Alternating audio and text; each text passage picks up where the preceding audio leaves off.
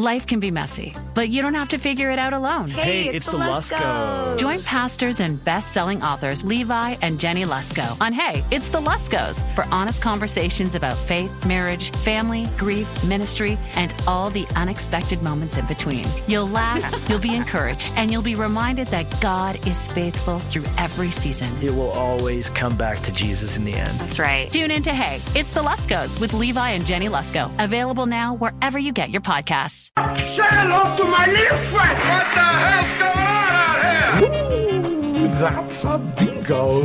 You can't succeed without teeth. 888-971-SAGE, 888-971-7243. I am Larry Elder. We are Salem News Channel. Tuesday was a big night for socialists. Former Medicaid official says states are not committing fraud. Senator Kennedy was not amused.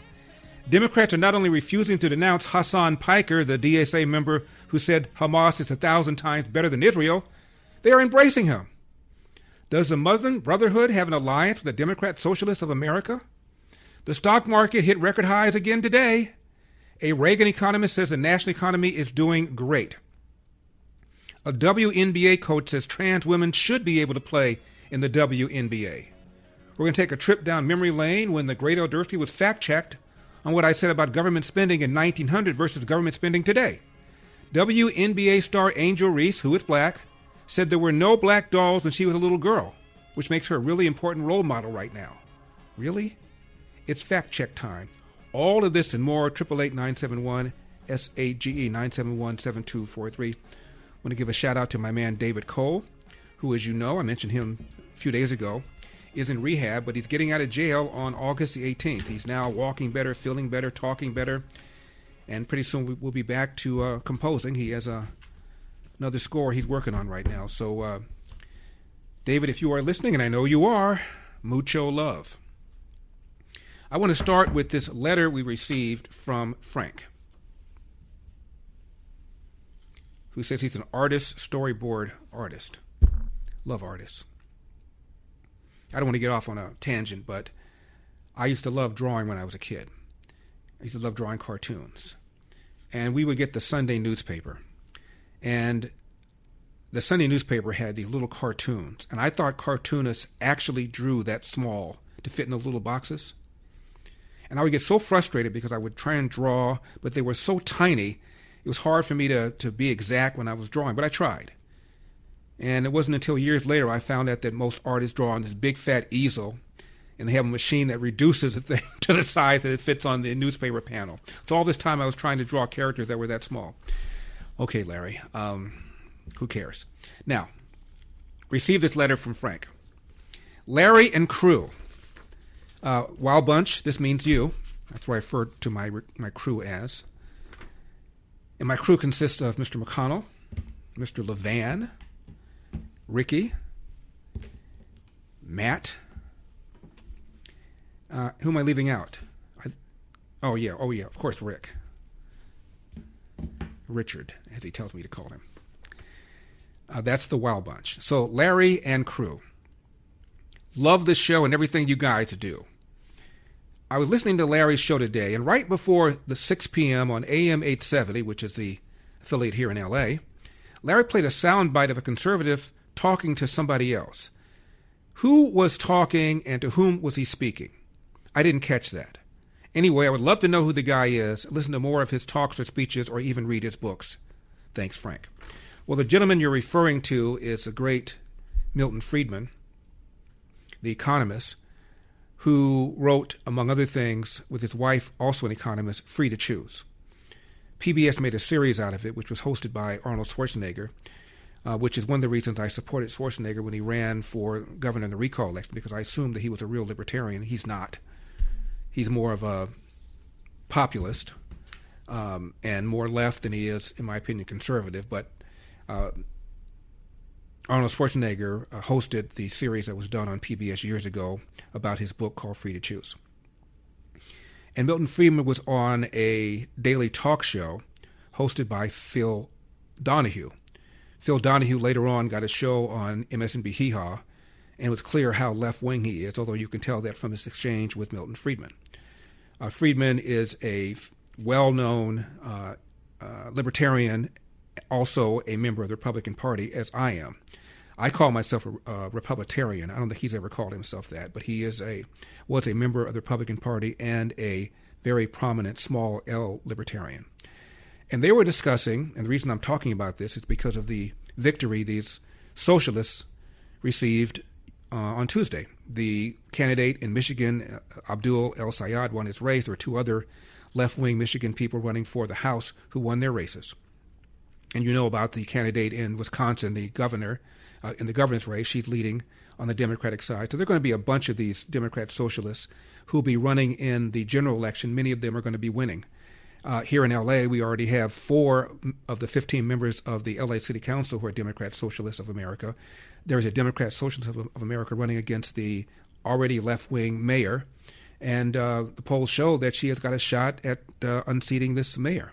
So these people are rising, and their agenda basically is that rich people don't pay their fair share in taxes, and that capitalism is inherently unfair because the rich get richer, the poor get poorer, and it's a system that's designed to benefit those who have advantages and screw everybody else. That's the attitude. So Milton Friedman, who is a very prominent proponent of capitalism, is on Phil Donahue's show, and the topic is capitalism and greed. Doesn't capitalism, Mr. Economist, reward greed? Number 31.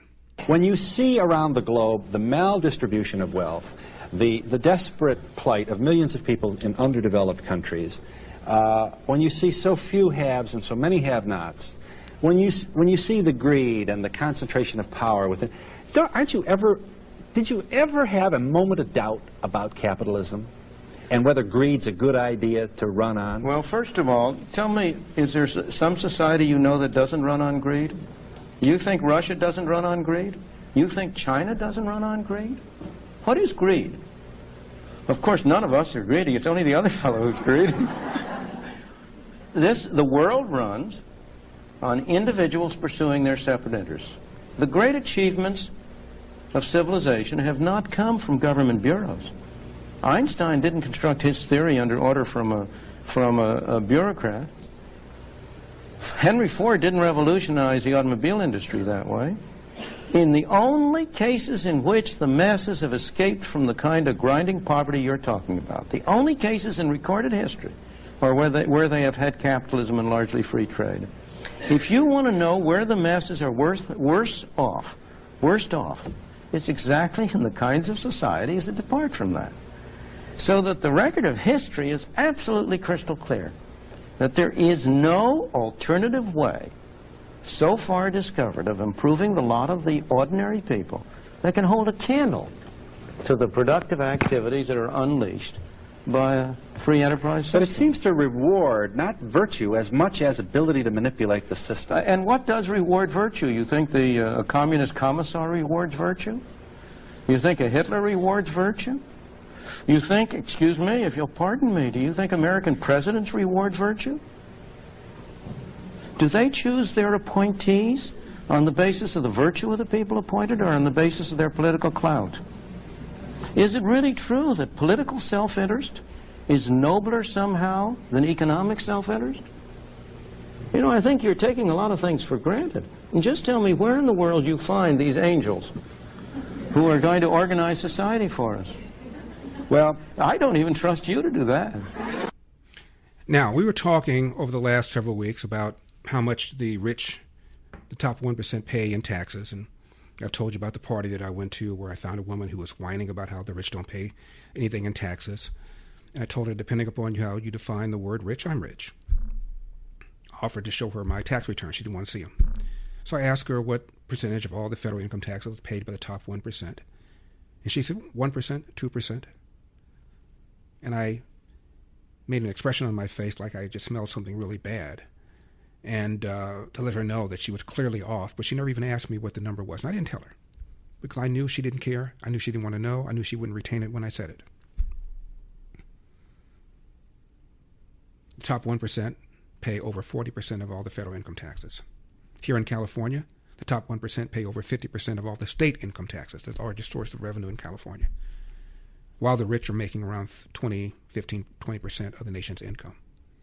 So if anything, they're overtaxed, as was said by the editorial board of the Washington Post, which is a left-wing publication. In 2008, at the DNC, a U.S. News and World Report blogger asked 24 of the DNC delegates at that convention in Denver and asked him, what's the highest rate the rich should pay in federal income taxes? The average answer given by these 25 people was 25%. At the time, the top marginal rate was 35%. So most of them had no idea the top marginal rate was 10 points higher than the rate that they suggested should be no higher than that. Had no idea. It's one thing to say the rich don't pay their fair share in taxes. Another thing to be clueless about the rich, in fact, do pay. Now, my fellow Americans, turning 65 should feel like a reward. Instead, Medicare hits you like a wall. The mail never stops. The robocalls. Everybody's got a plan for you. It's confusing, and it's confusing on purpose. You don't have to figure it out alone, though. That's why I trust Chapter, the only Medicare advisors that compare every plan nationwide, independent, honest. Just go to askchapter.org/Larry. A real person, not a chatbot, will walk what matters to you, your doctors, your prescriptions, and compare every plan available to find the one best fit for you. All in under 20 minutes. It's fast, it's free, and there's no pressure. Get it right the first time. That's askchapter.org/Larry, askchapter.org/Larry. Parents, the biggest question in education today is how artificial intelligence is shaping the way your student learns. Artificial intelligence is changing education faster than most schools are willing to admit, and many families are rightly concerned. At Patrick Henry College, the goal isn't to outsource thinking to machines. It's to train students to think for themselves. PHC emphasizes a Christian liberal arts education that develops reasoning, writing, speaking, and discernment skills no algorithm can replace. Students learn to engage technology wisely, understanding its capabilities, but also its danger and limitations, rather than becoming dependent on it. In a world increasingly shaped by AI, Patrick Henry College prepares students to lead with wisdom, conviction, and moral clarity. If you want a college that prepares your child to lead in an AI-driven world without losing his or her faith and values, I encourage you to learn more about Patrick Henry College. Visit phc.edu/elder. That's phc.edu/elder. 888-971-SAGE, 888-971-7243. I am Larry Elder. We are Salem Newscast talking about the rise of socialism in the Democratic Party. A majority of Democrats now say they prefer a Democrat socialist to be president in 2028. This to me is shocking. It's shocking the level of abject stupidity and ignorance about the history of socialism, the legacy of socialism, the definition of socialism. The idea, because you're unhappy about so-called affordability, a crisis which has largely been caused by the very people that you pull the lever for, and your answer is more socialism, more left-wing stuff. California is ground zero for all the nonsense that a growing number of Americans now want. As I've said a million times, we have not elected a Republican statewide in California in over 20 years. Last time Los Angeles elected a Republican mayor was 30 years ago. And what's been the result? Home prices twice that of the national average. How does that happen? How does that happen? I'm talking to a journalist when I was running for governor. I was in Sacramento. There's a black newspaper in Sacramento. This guy interviewed me. And during the break, he told me that he was going to move because he and his wife wanted to buy a home and they couldn't afford one here in California. I said, yeah, well, it's because of CEQA. He said, because of what? I said, CEQA, the California Environmental Quality Act. He said, what's that? I said, it's an environmental act for clean water, clean air that was passed by the legislature and signed by Ronald Reagan, but taken to a whole nother level by these left-wing people. They basically make it almost impossible to build anything without somebody suing you and extracting all sorts of promises that jack up the price of construction and cause all sorts of delays. So a whole lot of builders are building outside of California. I know that because I met a number of them when I was running. They may live in California because they like the weather, even though they're being taxed through the wazoo, but they're building in Tennessee, they're building in Utah, they're building in Nevada. He had never even heard of CEQA, didn't even know what it was.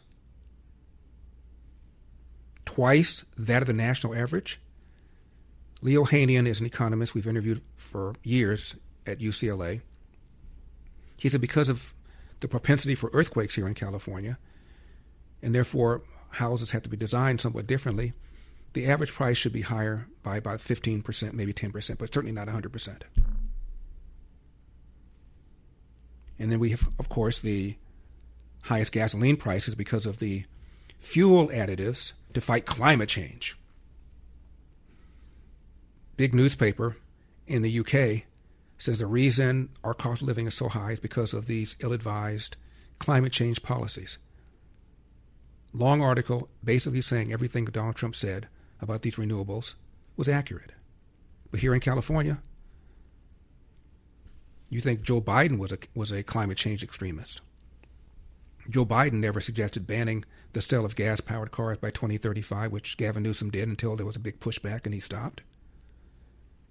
We've banned gas-powered leaf blowers, gas-powered lawnmowers, mandated trucks be EVs, even though they're more expensive and can't haul nearly as much, not nearly as efficient. I mean, you name it, on and on and on and on. Regulating this, regulating that, regulating this, regulating that. More homelessness here than anywhere else. Massive gap between the rich and the poor. I thought they were all concerned about income equality and inequality. Spending more money than ever on education. Our K through 12 test scores are absolutely lousy. Highest electricity prices than any state in the lower 48. More draconian mandates during COVID than any other state. Kids lost, in my system, in Los Angeles, over 2 years of in-school learning, which translates into earnings lost over their lifetime. Meanwhile, Gavin Newsom had his own kid in private school. So everything that these Democrat socialists want done, they're doing out here in California. The legislature passed a law setting up a panel for reparations. Gavin Newsom signed it. And then when they talked about how much reparations would cost, Gavin Newsom said, well, oh, that's a little more than I thought it was going to be. But not for want of trying.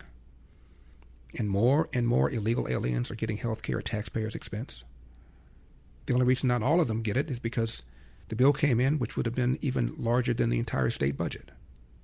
But they sure want to. That's the direction they love to take it into. So everything these people want. And regarding getting rid of the Senate, they basically have done that out here in California. When you consider we have a Senate where there is a supermajority of Democrats and an Assembly, a lower house where there's a supermajority of Democrats, it doesn't matter. No, there's no checks and balances. They can pass whatever they want and often do without a single Republican showing up. That's how they passed that fast food bill that jacked up the price paid to minimum wage workers in fast food restaurants. And the day Gavin Newsom signed the bill, before it went into effect, wasn't going into effect for several months, the day he signed it, Pizza Hut laid off 1,200 drivers. Hello, this thing on? And one study has said that since that law has gone into effect, over 10,000 fast food workers have lost their jobs. And prices for the products sold at fast food restaurants now up 9%, which means you are really getting shafted if you're on a fixed income. Have any of these Democrats said, you know what, maybe we got that wrong? Nobody did. But the voters, there was a ballot initiative to put the minimum wage that was set for fast food workers to everybody else. And the voters turned it down because they saw what happened. This is the kind of nonsense that's going on in this state. California in the 90s passed an initiative to outlaw the use of race in college admissions, university admissions for state schools, hiring for government jobs, and for contracting. And it passed. No use of race. Well, a few years ago, because the state demographics have changed, now the largest ethnic group in California are Hispanics. They assumed it was now time to reintroduce an initiative to repeal that proposition. And the side that wanted to use race-based preferences outspent the other side by a factor of almost 5 or 10 to 1. I forget what it was. And left-wing Californians voted against the use of race in college admissions and in hiring and in contracting. But the LA Times endorsed it, just as the LA Times endorsed Mayor Bass over Rick Caruso, a longtime Republican turned independent turned Democrat, who had all sorts of wonderful ideas about housing. The guy is a developer, very successful. He spent $100 million of his own money versus $10 million that she spent that she raised, although many more in-kind contributions by union officials and union workers and the newspapers that endorsed her. But he outspent her 10 to 1 and lost by 9 points. 15% of LA residents are Republican as opposed to 30% 30 years ago when they elected a Republican mayor. It is almost impossible. So any dumb idea outside of California has already been tried twice here in California. More on the Democrat socialists when we come back. 888-971-SAGE. Do not leave town.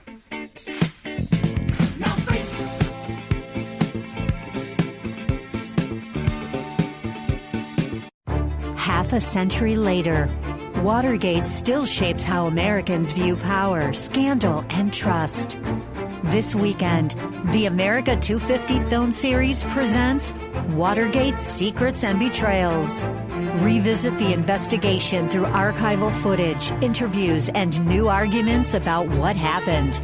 Watch Saturday and Sunday at 7 p.m. Eastern on Salem News Channel. 888-971-SAGE, 888-971-7243. I am Larry Elder. We are Salem News Channel. I want to ask George and Frank and Leslie to hold on. Let me just say a few more things before I go to the phones. As you know, Zoran Mamdani wants to put a government-owned grocery store, one in each of the 5 boroughs in New York. Says that New Yorkers will soon enjoy a 30% discount on their meat, seafood, milk, and bread, as long as they shop at a city-owned store. They went back and forth as to whether or not you have to show proof that you are a New York City resident before you get into the store. Mamdani's point person on this said yes. Mamdani said no, so I'm not quite sure what that means. Just reading about when the then Soviet Premier Nikita Khrushchev, during the Cold War, came here and saw an American grocery store, was blown away by the amount of and variety of goods that were available. Couldn't believe it. A few years later, there was a Soviet cosmonaut who toured a Safeway store in San Francisco, was equally blown away. Many of the people coming here to America a few weeks ago to watch the FIFA World Cup were also just stunned at the abundance of goods available at grocery stores, convenience stores, and of course the air conditioning that is just commonplace here. So, regarding the government stores that Mamdani is setting up, they won't have to pay rent. They're getting their goods at a discount, meaning the government is subsidizing the purchase. And there are 1,100 grocery stores in the city of New York and 10,000 so-called bodegas, some of which are near where these 5 stores are proposed to be built. And they, of course, are being shafted. The city has already spent an estimated $70 million to set up the stores. So if you're making them to sell things at a loss, which means the New York taxpayers are subsidizing these stores.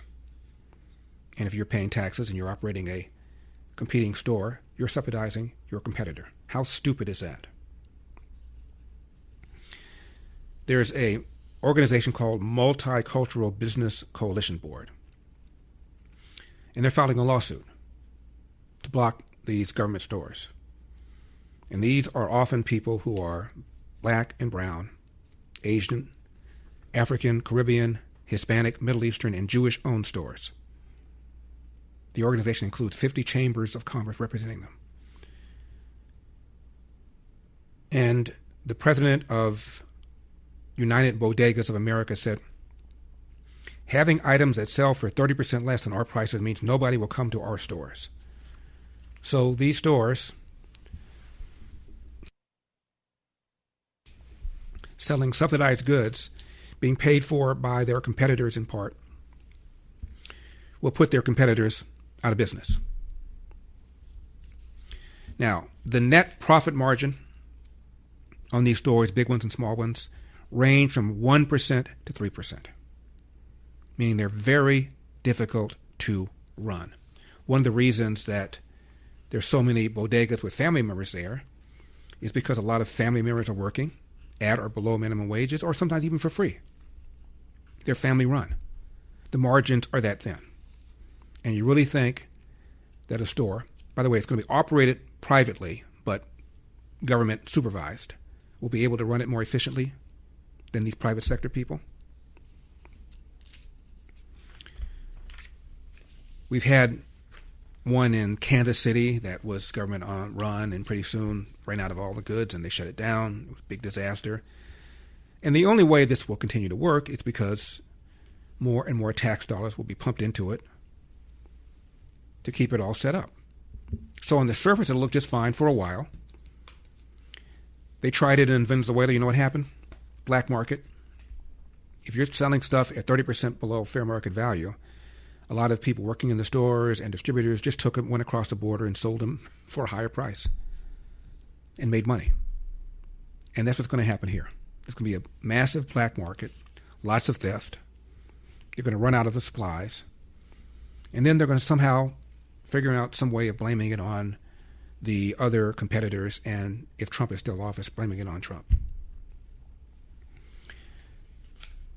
These people have not even so much as run a lemonade stand. And here they are telling grocery store owners that you're charging too much. More on this in a second. Now, thousands of places on the internet have a file with your name on it, your home address, your cell number, your email address. But there's more, your medical conditions, your age, how you vote, your kids' names. You can't read that file, but anyone with a credit card can buy it. That file is the product of a multi-billion-dollar industry called data brokers. Your file is collected, packaged, and sold legally. Every scam call, every phishing text that knows too much about you, someone paid for your file. Last year, Americans lost a record $20 billion plus to fraud. Scammers didn't get lucky, they got prepared. I did something about my file. I use Incogni. Incogni goes broker by broker and forces each one to delete your file. You know those opt-out forms they bury? Well, Incogni finds them. And when your data tries to creep back, Incogni wipes it again. Go to incogni.com/Larry right now for 60% off. That's incogni.com/Larry, incogni.com/Larry. Take your private life off the market. Incogni.com/Larry.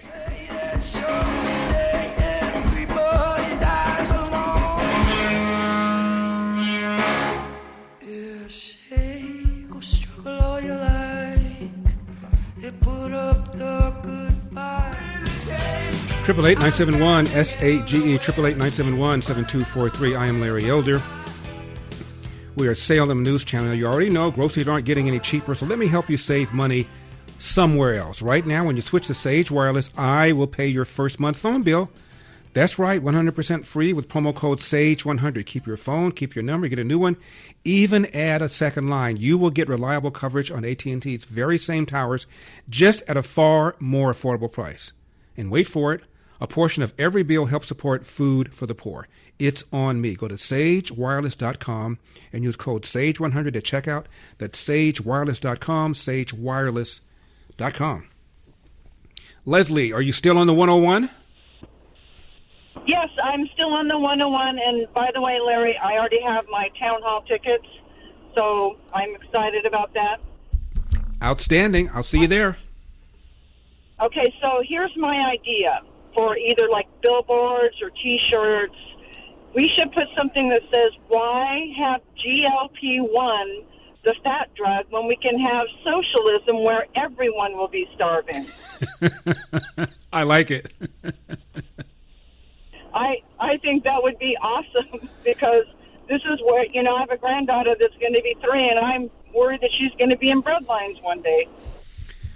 Well, Leslie, thank you so much for the call, for the suggestion, and please look me up at the town hall. I'll see you there. Carol is in Prescott, Wisconsin. Carol, you're on the Larry Otis Show. Yeah, I'm on bumper-to-bumper traffic, too, in Wisconsin. I want to ask you, no one has brought this up.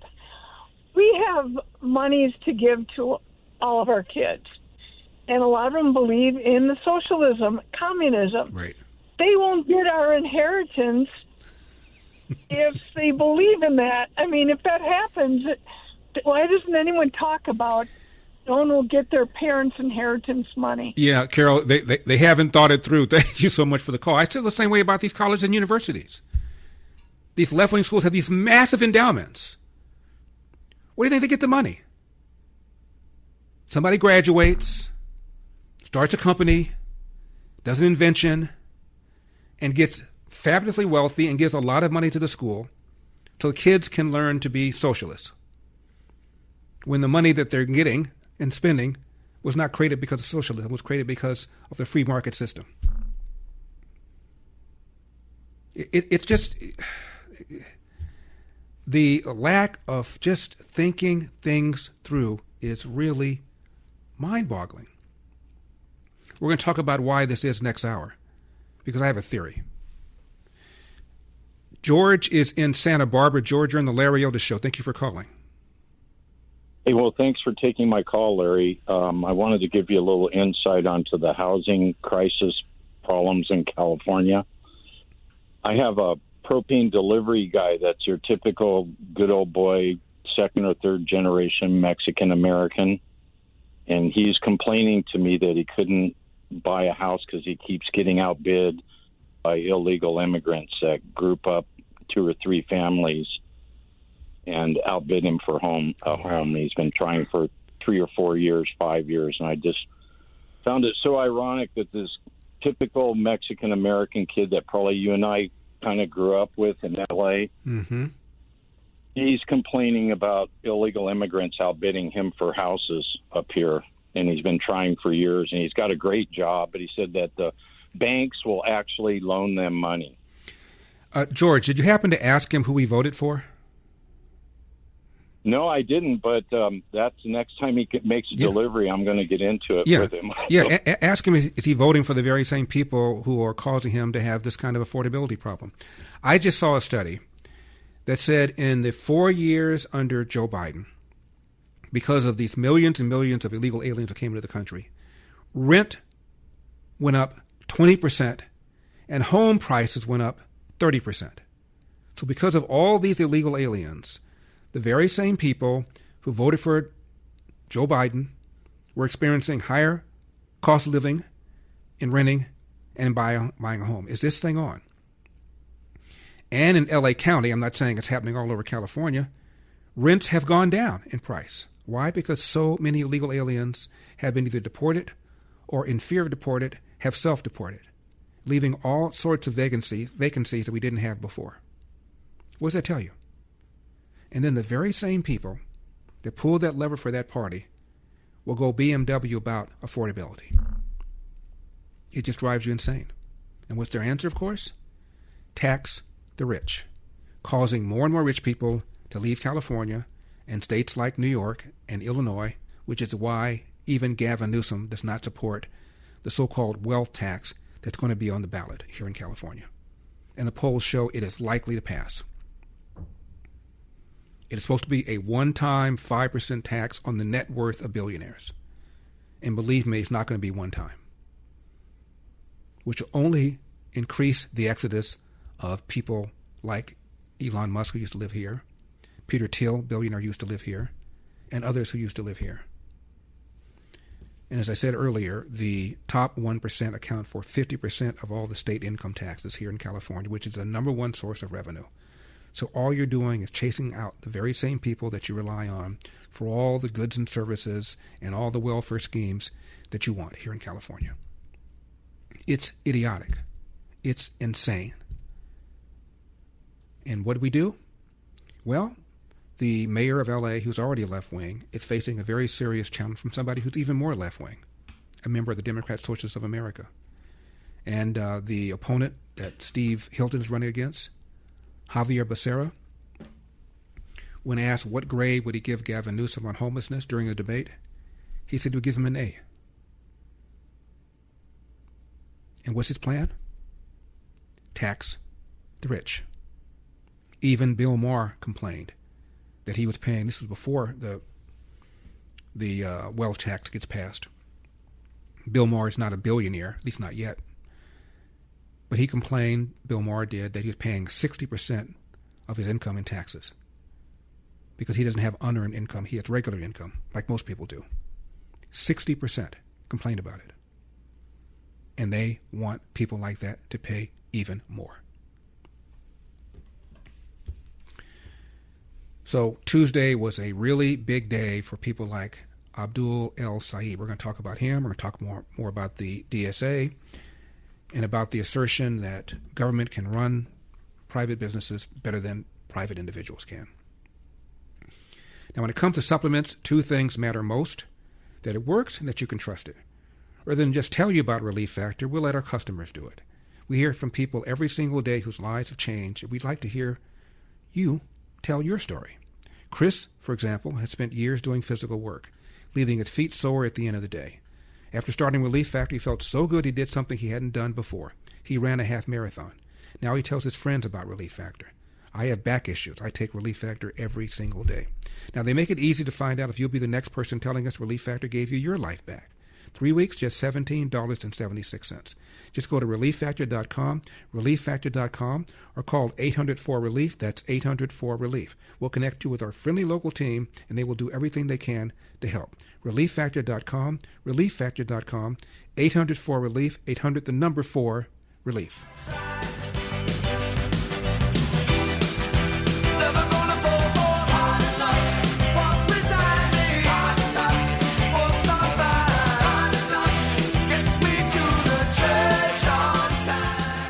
Hi, Larry. I have a real great idea. I don't think we should expand the Supreme Court. However, wouldn't it be fun just to say, like, hey, what a great idea. The Democrats are right. We should expand the Supreme Court. And then we should just be fun to see their reaction. Wouldn't it be just fun to see what they would do? We act like we're going to expand it right now. Trump is going to expand it. Okay? Have a good day. Yeah, such a wonderful idea. Let's expand it right now. 888-971-SHGE, 888-971-7243. I am Larry Elder. We are Salem News Channel. Coming to you from the Relief Factor studio. Don't forget your Relief Factor, 800-4-RELIEF, 800 the number 4-RELIEF. There is a lot I want to get to between now and the close of the program. We're going to talk a little bit more about the DSA, about socialism, and about the rise in these candidates like Abdul El-Sayed, who is the Democrat candidate who won his primary. By the way, he just barely won it. I saw one poll that had him ahead by 10 points. He won by, looks like 1%, maybe a little under 1%. I didn't know that much about his rival Democrat candidate, but what I heard is that she was just a lousy campaigner. Had no charisma, no spark, no nothing. And she almost won. The Republican, Mike Rogers, who ran unopposed, one poll has him ahead by 10 points. So it appears, at least at this stage, that Abdul El-Sayed's victory, rather than the other victory, the victory of his opponent named Stevens, is better news for Republicans because he looks like he'll be easier to beat in the state of Michigan. We'll see. A former Medicaid official claims that states are not committing fraud. Are you serious? Not Minnesota? Not California? Senator Kennedy was not amused. And the Democrats are not only refusing to denounce Hasan Piker, the DSA member who says that Hamas is 1,000 times better than Israel. I repeat, Hamas is 1,000 times better than Israel. Not only are they not denouncing him, with the exception of John Fetterman, they're embracing him. Or they're scared to say anything. Take Chuck Schumer. Chuck Schumer used to say that the boycott, divest, sanction movement against Israel was anti-Semitic. One of the big platform planks of the DSA is boycott, divest, sanction from Israel. Schumer has not called Zohran Mamdani anti-Semitic. Also, the stock market, record highs again today. A Reagan economist said that the economy, national economy, is doing great. A WNBA coach said trans women should be able to play in the WNBA. And we're going to go down memory lane about the time the great Durkee was fact-checked by one of these left-wing organizations when I talked about taxes paid by Americans in 1900 versus taxes paid today. And a WNBA star named Angel Reese, who is black, said the reason it's important for her to be a role model is because there were no black dolls when she was a little girl. Really? We're going to fact-check that. I'm Larry Elder.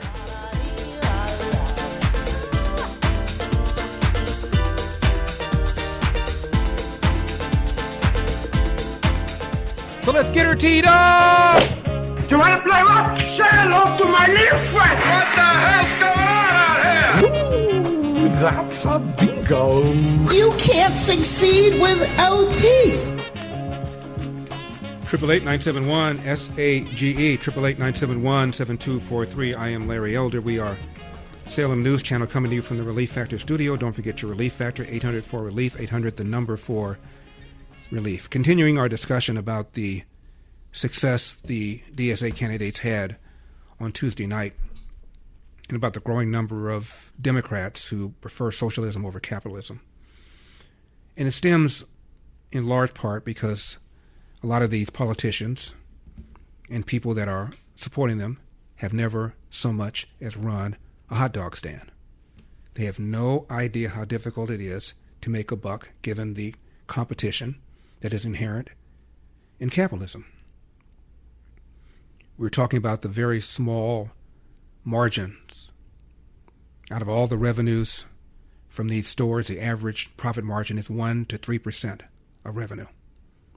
That's a small margin. You have excessive theft. You have excessive labor turnover. And generally speaking, labor is 50% or so of the cost of running any business.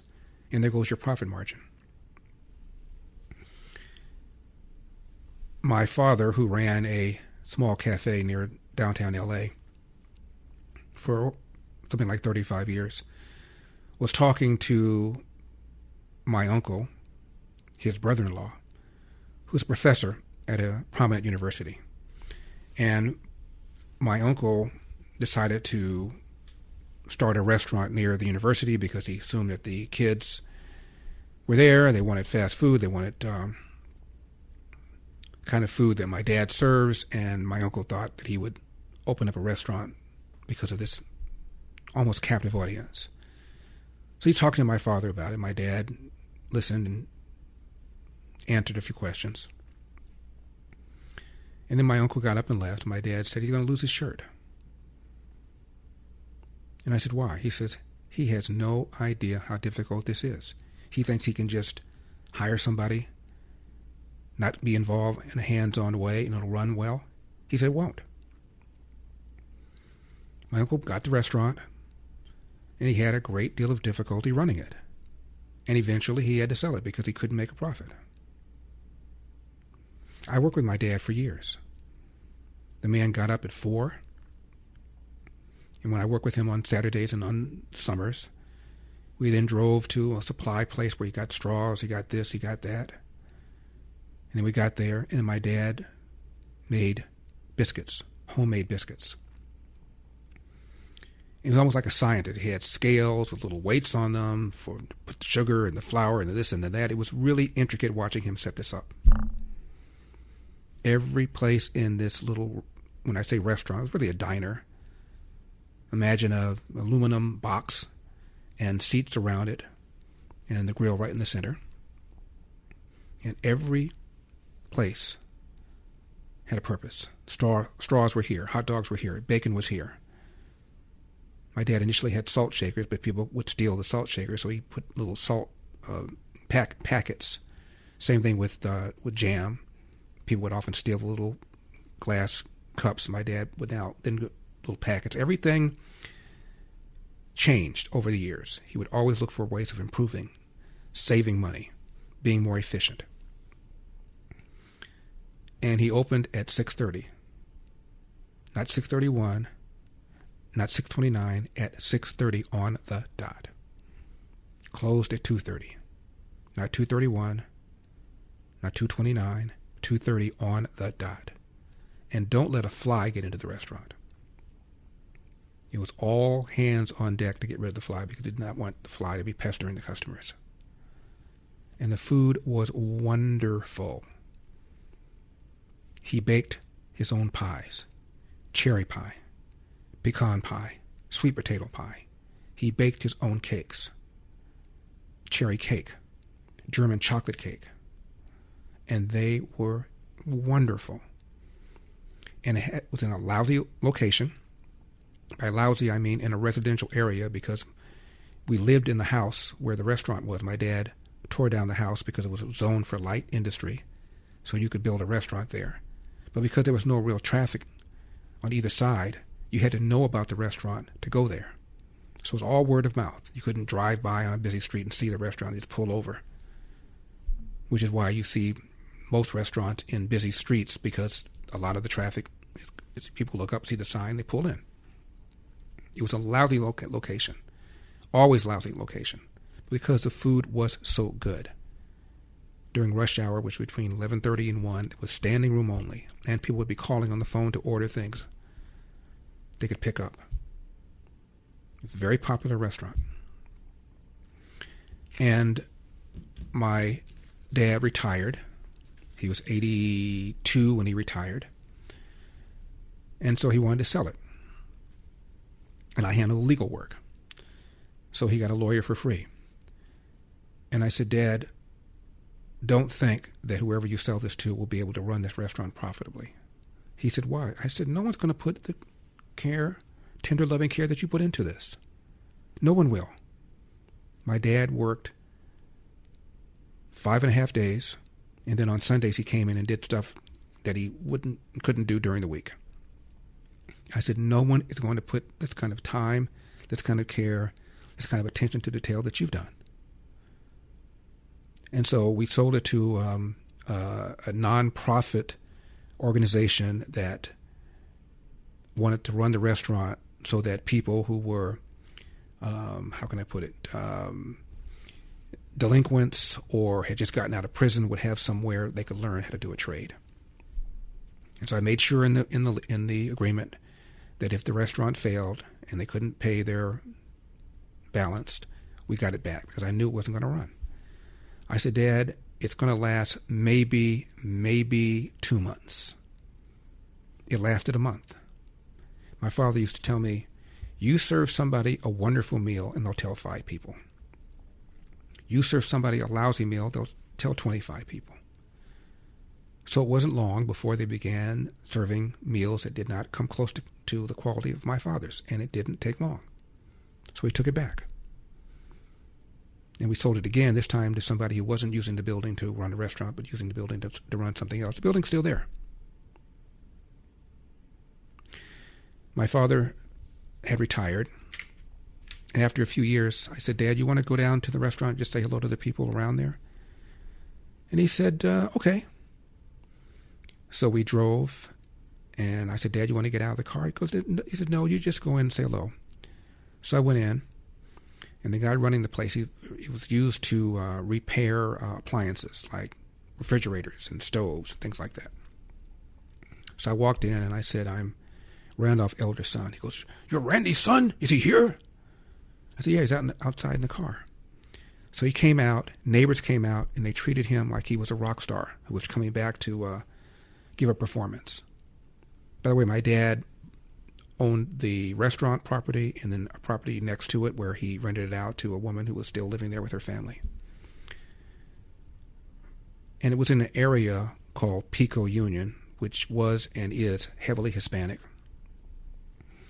and became very, very gang-oriented. And even though the neighborhood had changed and more people were members of gangs, my father was never robbed. A couple times people broke in when the restaurant was closed at night, but my father was never robbed at gunpoint. No one ever came in and held him up, ever. And while there was some graffiti painted on the building from time to time, not very much, my father gave these kids in the neighborhood free ice cream. And they would be lining up on hot days for ice cream cones. And I'd be out there scooping them because my dad told me to. And I asked my dad why he did that. He said, well, because when I was a kid, I had no money whatsoever. And on hot days, I would have loved for somebody to have given me an ice cream cone. So these kids loved my grandfather, my father. So over the years, the kids have grown up. Some of them became gang members. But they made sure nobody messed with my dad. My father would leave the restaurant every night with over $1,000 in cash. And there'd be two people sitting on his car, kind of unsavory looking people, if I can put it that way. My dad would hand one of them the money. My dad would take his keys, open the trunk. The guy would hand my dad back the money. My dad would put it in the trunk, and he would drive off. They just wanted to make sure nobody messed with him. My point is, this is what it takes to run a business successfully. And people that are professors or read a book in college, never really had a real job, like Mamdani, although he was a rapper, they have no idea what it takes to run a business. And to sit there and just say that people are paying too much when the profit margins are that thin because of all the competition shows that you are absolutely clueless about how to run a business. And you're going to tell healthcare how it should be run, grocery stores how they should be run. It's absolutely insulting to people that bust their butt. And if you're going to make a profit, you're not working 40 hours. You're working 60, 80, sometimes 100 hours a week. Now, when it comes to supplements, two things matter most. That it works, that you can trust it. Rather than just tell you about Relief Factor, we let our customers do it. We hear from people every single day whose lives have changed, and we'd like you to hear a few of their stories. Jim ran out of Relief Factor twice. Both times his aches, stiffness, and pain came back. Once he restarted it, he said he felt better again. As Jim puts it, you know something's working when you run out of it. I know the feeling. On vacation, I forgot my Relief Factor. I won't do that again. Now, they make it easy to find out if you'll be the next person telling us Relief Factor helped you tackle your daily aches and pain. 3 weeks for just $17.76. Just go to relieffactor.com, relieffactor.com, or call 800-4-RELIEF. That's 800, the number 4-RELIEF. 888-971-SHGE, 888-971-7243. I am Larry Elder. We are Salem News Channel. Thank you so much for the feedback. A number of you are calling and reacting to what I said about my father. I could go on and on and on, but I won't. Now, regarding these DSA people who've been winning these elections, keep in mind on their platform, as I said earlier, they support boycott, divest, sanction against Israel that Chuck Schumer called anti-Semitic. They refer to Israel as an apartheid state, that Israel is committing genocide. They want to get rid of the Senate. They want to expand the Supreme Court. They want the presidency to be elected by the House. Defund the police. Get rid of ICE. I think they want a 32-hour work week with no reduction, of course, in pay.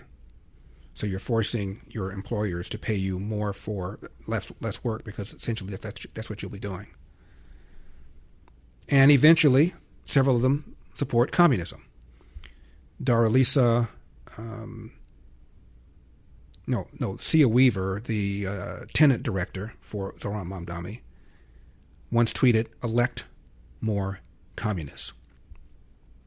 So several of them will tell you that the end game is, of course, communism, which, of course, is the seizure of private property. So Piers Morgan had a supporter of all this stuff, Bernie Sanders, ex-press secretary, and ticked off all these things they want to abolish, including the Pentagon, prisons, so forth. Here's what happened, number 46. It's very interesting, your interpretation of what defund means. As Joe Walsh rightly says, the actual interpretation of defund the police or defund the Pentagon or whatever it may be is you get rid of that institution and you replace it with something else. What you're talking, English, Piers, well, the this is why. Wait a minute. In that way. Wait a minute. So I'm asking you whether you mean a decrease in the amount that you fund these organisations with, or do you believe in abolishing them? Would you abolish the police? Would you abolish the Pentagon? Would you abolish prisons? Yes, no, yes, no, yes, If you want to know what me, Brianna Joy Gray thinks, you can come on my show and we can debate my views at length. But I think what the viewers want to know is answer what my the questions. DSA That's why you're candidates here. believe. No, why we're here is That's to why you're discuss here. the DSA candidates and people who are running for office, not one 40-year-old woman sitting in her apartment in Washington, D.C. So if you want to talk about what the movements to defund the Pentagon are about... Can you answer my questions, please? Wait, it's about asking the question of whether or not we should continuously increase funding an unprecedentedly high military budget year after That's year not what to defund an means. institution that literally fails its audits and can't even account for where the money is going. Brianna, Piers defund Morgan, means no think that money the Pentagon for, should be period. funded more? I'm sorry, no Joe? money for. Defund means you abolish it. No, Would those you are two different Let me words. try It's one very more interesting, time. Piers, that you Let me use try. two different words there. Let me try one more time. Let me try one more time, given you don't know what defund actually means. Oh, I know what right? defund Because means a we've just lot checked better than you do, Piers, as evidenced by the fact that you chose to pivot to abolish, because you can discern a distinct difference between those two terms. Defunding, just like when Republicans say they want to defund the Department of Education, they want to defund things day and night. The whole point of DOGE was to defund the national government. And again, I don't see all the hand-wringing about that. The Pentagon, no one here can answer the direct question of whether or not they believe the Pentagon, which has an unprecedentedly large budget that cannot pass an audit for 8-9 years in a row, should get increased funding. Let me try. Do you think that's the case, Joe? Okay, Do you think Brianna. that's the case, Piers? Brianna, once again, it's my show, so I do the questions, and then you answer them, or you choose not to. I'm just going to repeat again, whatever your interpretation of defund is, and you clearly have a different one to mine and Joe's, okay, mine is as the part English of that dictionary. debate for one moment. Well, it actually means to stop providing money, or it can mean to reduce the amount of money. So it depends what Absolutely, interpretation it can. I'm glad you've you mean. acknowledged that now, Piers. But as you know, in the general debate about this, it's been accepted that when people have said defund, they mean abolish. So let me just clarify with you what you personally believe. Would you, in your utopia world, would you abolish the Pentagon, abolish the police, and abolish prisons? Yes or no? Piers, it's wild that you talk about the general debate about this when you're the one hosting the debate and Answer creating the the ambiguity by questions. posing questions Answer exactly the like questions. that. Defund means Brianna, decrease would you funding for. abolish those institutions? Means get rid of entirely. That is a clear answer to your Yes. question. Defund means decrease funding Would for. you? Abolish means abolish entirely. Period. I'm asking you if you would abolish them. Would you abolish Why do them? you care what I personally, Brianna Joy Gray, I know why you care, Because you're a actually, guest Piers. on my show. No, because you want to make this a conversation about whatever. I am to the left, way to I the left. just want to of the know DSA, what to be you clear. think. Why is this so difficult? This is This is not a excruciating. referendum on me. This is a referendum on the actual DSA and the candidates that Brianna, you are frustrated are winning races because they're overwhelmingly popular. I'm not running for office. Brianna, you were invited as a guest onto a panel to debate the future of the Democratic Party in light of the Right. rise of the Democratic So let's Socialists. debate that So and not I am my asking you. personal beliefs. Wait a Do we wanna minute, talk Brianna. about the Democratic Party so and I'm the asking DSA you. and the candidates that are running under given those that the banners? given that I'm going to keep talking over you if you keep talking. Given that the Democratic Socialist Right back candidates at you. espouse a philosophy where they want to abolish all these institutions. I'm just asking you, Brianna, whether you personally would like to abolish the Pentagon, the police, and prisons. Yes or no? I, Brianna, think it's Brianna with a ah sound. Think it's absolutely unconscionable that you can say a kind of mealy mouth, I think it was really Yes bad or that no? ICE murdered American citizens in the street, but want to make this a Yes or referendum no? of whether one socialist Yes happen or to no? believe in abolishing those programs. To me, the Yes, answer she is ain't yes. gonna do it. The Yes or absolute no? long-term goal. I just answered the question. Yes or Well, no? 1 second. The long-term. Yes to me, or no? The answer is affirmatively yes. Yes or no, I Brianna? personally, absolutely, me, Brianna Joy Gray, since The world is clamoring for my one woman's opinion.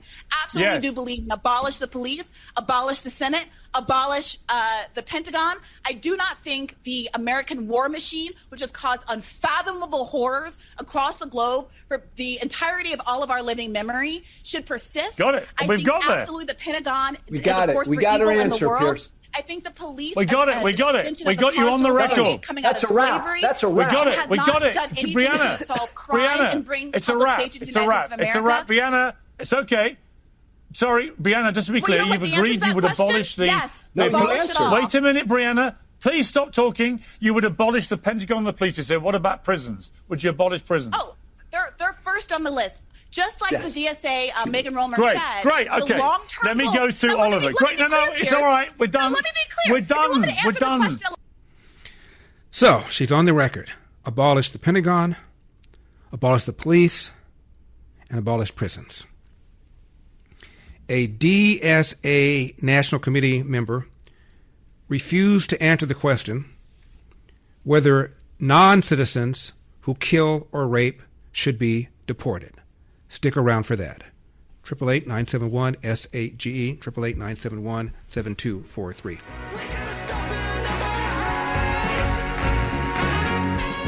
And if you can't believe, well, come on, please just try. 888-971-SAGE, 888-971-7243. I am Larry Elder. We are Salem News Channel. This is a DSA National Political Committee member. Ask simple question. You want to abolish ICE? Do you believe that non-citizens who kill or rape should be deported? Number 38. The vast majority of calls that go into the police are not about violent crime. They're not about dangerous situations where people would want protection from police. One thing that we can see is that when we expand unarmed crisis response, like we've done in Los Angeles, we decrease the cost that we're spending on police and policing in the city, and we improve the outcomes, and we get people who are suffering from, severe mental illness or, what have you, the actual help that they need. So I think there are way better ways to manage Francis, our, do you think killers public should go to safety right prison? now. Go ahead, Daniel. Francis, do you think killers should go to prison, rapists should go to prison, and especially, non-citizens? Should non-citizens that are killed or raped, should they be deported? I mean, you know who I think should go to prison are the people who are protecting the Jeffrey Epstein and people who are just answer the question. Do you think people should go to prison for being murderers? This is so simple. You could just say yes. I mean, people should go to jail because they killed somebody. That billionaires who are stealing. Of course, from I believe so. people- Like 99% of Americans. You're not answering the question, it's Francis. Do you incredible, Martha. realize, She do you cannot realize say. that? You're not She answering the cannot question. say. Yeah. So You won't say whether a non-citizen who kills or rapes should be deported. Well, I think that the Epstein file. Well, I think billionaires who cheat. Well, I think Bernie Sanders says people like Hasan Piker. Keep in mind, not only, of course, is he supporting boycott, divest, sanction against Israel. Not only is he calling Israel an apartheid state. Not only is he accusing Israel of committing genocide. He also said that Hamas is 1,000 times better than Israel. And Hasan Piker said America deserved 9/11. Apart from that, number 35. Supporting an extremist Netanyahu government that many of us believe have committed genocide. Do you want to be in a party with people who do that? Do you want to be in a party which has not stood up to the AI industry because they got a lot of money from AI or from crypto? So you could pick, you could pick whatever you want to pick. But I think we need a big tent, and I think people like Piker should be welcome into that, certainly. What about when Piker said that America deserved 9/11, Bernie, number 36? Are you comfortable with El-Sayed having a close association with him, given some of his past statements? To give you an example, one of the more controversial ones is that Piker has said America deserved 9/11. Are you comfortable with that association? No, I am not. I think that's a dumb statement. On the other hand, he has a whole lot of followers, and there's a lot of things that he's saying that are making sense to a lot of people. I think, we have to get above cancel culture. When you're doing radio, whatever they do, podcasts 3 hours a day, You say dumb things. I suspect if you go back over your career, there may be one or two things that you said that you may have regretted. But I think what we have got to do is look at the totality of where people are coming from and go. We have to get rid of cancel culture. But Donald Trump's a fascist, but that's not part of getting rid of cancel culture. Abdul El-Sayed, who won his primary, again by 1 point, was asked whether he regrets having campaigned with Hasan Piker, the guy that said all the things I've said, including Hamas is 1,000 times better than Israel. Here's what Abdul El-Sayed said, number 39. You know there's one other guy that you've campaigned with who's raised eyebrows, Hasan Piker. His eyebrows went up. Did you guys see that? As I said, raised eyebrows. I raised my eyebrows. Was campaigning with him a good idea? Look, I want to reach out to his viewers. He has a 3 million person platform, and there are things that Hasan and I disagree with, if you watched any of our content together, and there are things that he and I agree with. On the question of whether or not we should be guaranteeing people health care or sending our money abroad to drop bombs on other people, we agree. I think we should be providing health care here. On the question of taking on the fascism of the Trump administration, we agree. We should probably take that on. Van Jones of CNN said that Abdul El-Sayed's victory shows Muslim kids that they can be anything they want to be in America. This is number 37. Yeah. Look, I just want to echo that. If you are a young Muslim kid or an Arab kid, look at these numbers. Look at these numbers right next to us. You can do anything you want to in this country. We need you. We love you. If you're a parent with tears in your eyes tonight, I get it. We can talk about, as the congressman said, the politics later. It's history tonight, and God bless you. Would you have said that if Abdul El-Sayed was a conservative who believed in mass deportation, who believed in lowering taxes, who believed in secure borders, who believed in the SAVE Act? Well, the fact that he won the primary shows young kid they can be anything they want to be in America. Now, whether you're preparing for exams, juggling family and career, or just looking to stay sharp as you age, Think Factor is here to help. Created by the same company that makes Relief Factor, Think Factor supports sharper focus, stronger recall, and clearer thinking. It's a natural way to give your brain the daily nutrients it needs for memory, attention, and even vibrant vision. Take it every single morning for show prep, and get this, Think Factor results get better the longer it's taken. If you want to stay focused during demanding tasks, keep your memory strong, and maintain mental energy for whatever is ahead, Think Factor is for you. 800-4RELIEF, 800-4RELIEF, or visit ReliefFactor.com, ReliefFactor.com. Your first bottle is just $19.95. Think Factor. Think clearer, perform better daily. 800-4RELIEF, ReliefFactor.com. I'm living on toast time.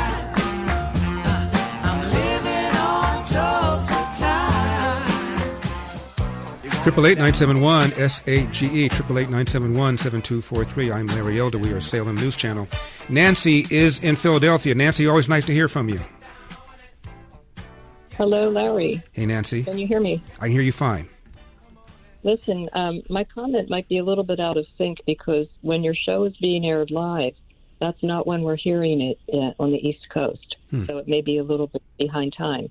In any event, what I last heard you say was about Mandami and the bodegas. Right. And obviously, he wants to put them all out of business because they're not halal stores, okay? And in addition, let's drive all the people who own a property that could be arguably worth $1 million or more, which means nothing in New York City, okay? Let's drive them all out, too, so we can take over their properties. And this is a way to turn New York City into the caliphate, like London, okay?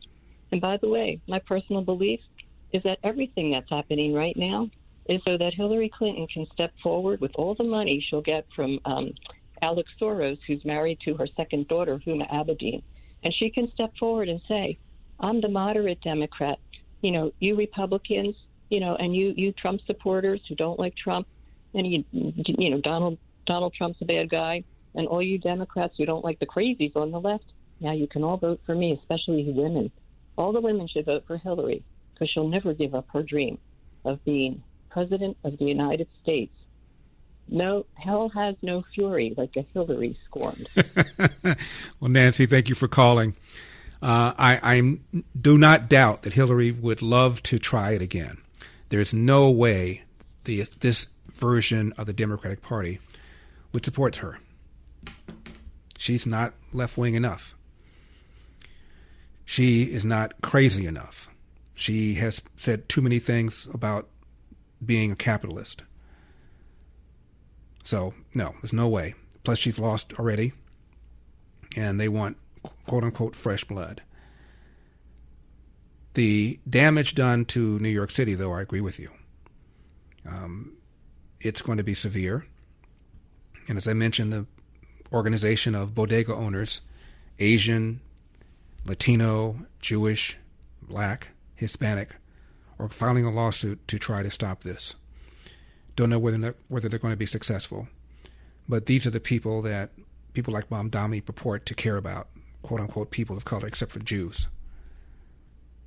So it's really going to be interesting to find out how the media covers this. How they talk about the fact that they're not paying rent, not paying taxes, getting their goods at a quote-unquote discount because the government is paying for them, so that the people buying them can get them at 30% less, which means it's going to be a black market. And we'll find out how vigorously the New York Times and the others will be covering this, because it's going to be a disaster. Now, Michael Moore said he will get on his knees and beg for socialists to take over the Democratic Party. I forget Michael Moore's net worth, but I think it's well over $20 million. He's got a bunch of different houses. Number 48. Does it require a change in the establishment and in the way things are done to effectuate the changes you want to see? If I could get on my knees and beg, it would be for exactly what you just said, because we are not going to win the other way. We lost that way when in 24. It's not going to happen if we allow this to happen. We are in charge of this, and we need to get busy right now. He's not looking very good, is he? Looks a little haggard. What is it with people like that in James Carville?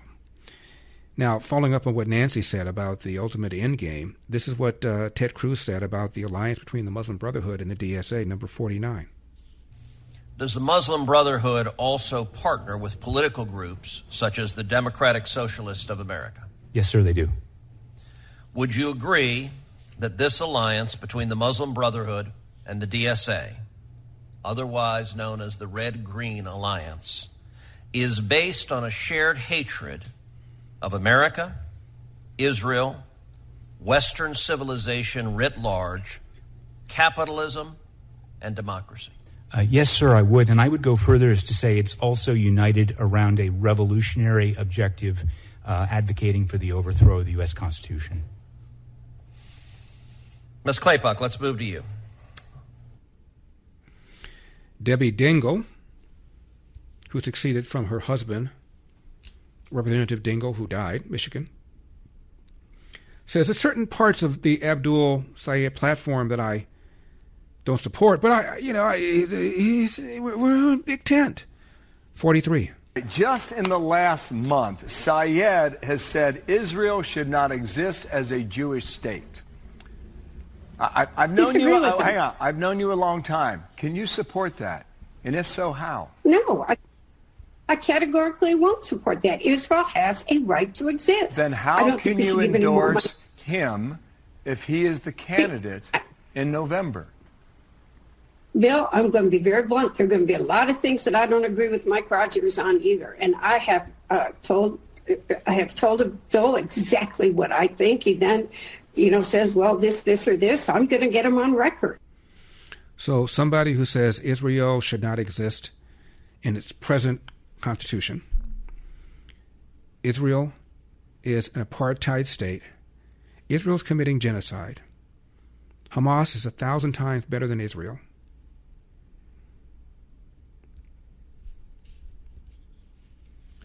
Is better because, well, Trump. Anything's better than Trump.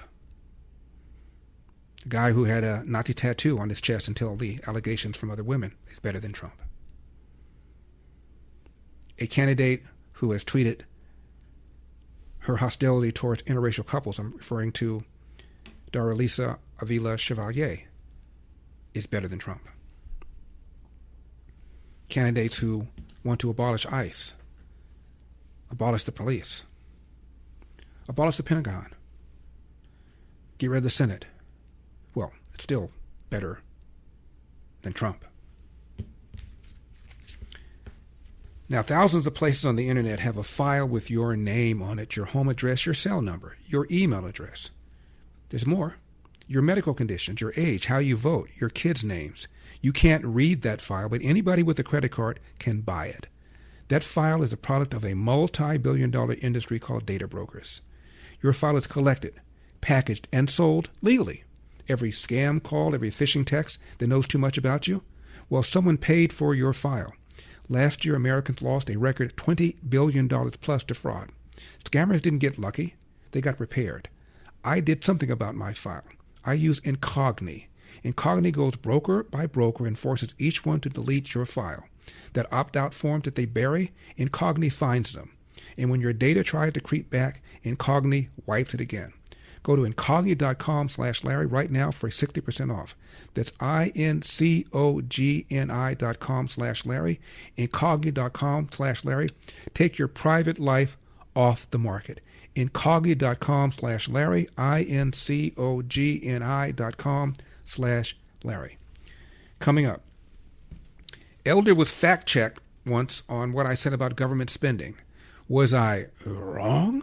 888-971-SAGE. Do not leave town.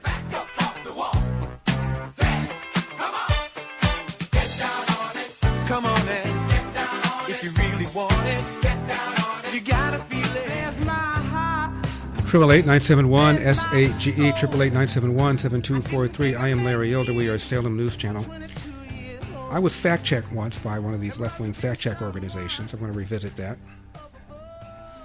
WNBA star Angel Reese, who happens to be black, said there were no black dolls when she was a little girl. She was born in 2002. There were no black dolls before then. Let's do a little fact check on that.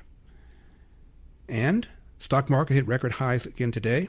A Reagan economist says the national economy is doing great. Jon Stewart interviewed John Fetterman and accused John Fetterman of somehow ignoring the fact that these left-wing candidates and he have a whole lot in common, but his problem is their attitude towards Israel, which Jon Stewart thinks is a weird line to draw, number 32.